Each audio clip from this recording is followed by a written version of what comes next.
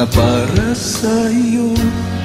Huwag maiinip dahil ganyan ang buhay sa mundo.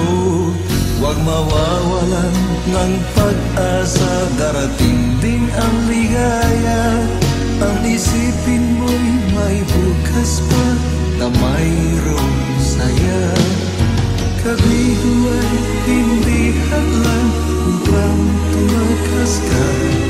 Huwag kang iiwas pag nabibigo, dapat na lumaban ka.